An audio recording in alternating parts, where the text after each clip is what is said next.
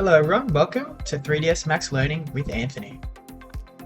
Alrighty, let's take a quick look around the 3ds Max interface to get comfortable with its main components. Starting with the viewport.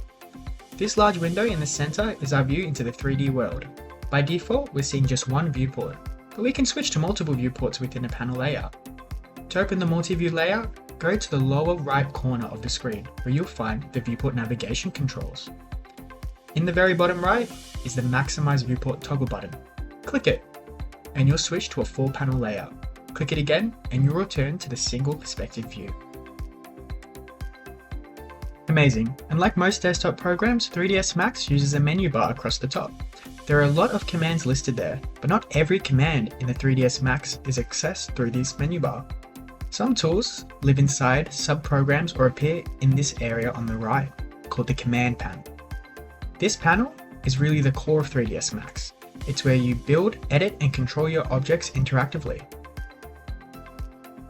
Now this is a floating panel that you can move around, and you'll know that because of the textured bar at its top. Whenever you see one of those grab bars, it means that the panel can be dragged or resized. This is very flexible. Just click and drag to move the command panel around, or even resize it as you need it. This can be very useful. This is particularly useful if you're using more than one monitor. You can place it on a second screen for more space, but I'll bring it back and dock it again. On the left side, there's the Scene Explorer, which lists every object in your scene in an outline view. We don't need it right now, so let's hide it. Right-click on any textured grab bar to see a full list of visible interface elements.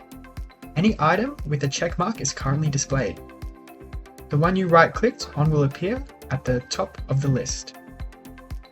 Here's Explorer Default. Click it to hide that panel. I can also hide this section called the Viewport Layout tabs, which we won't be using, by right-clicking and turning it off too.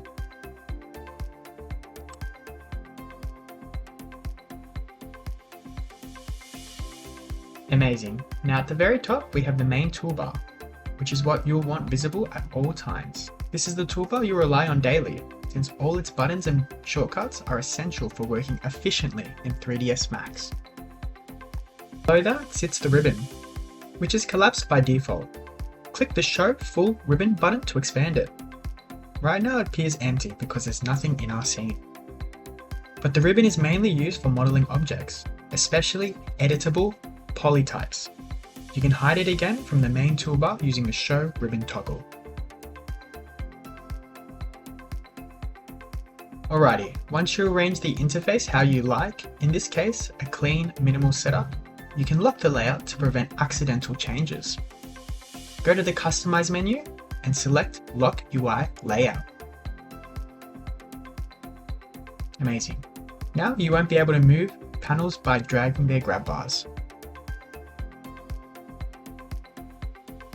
Finally, at the bottom of the window are controls for animation. These include the transport controls for playing, pausing, and rewinding your scene. And right beside them are tools for setting key frames.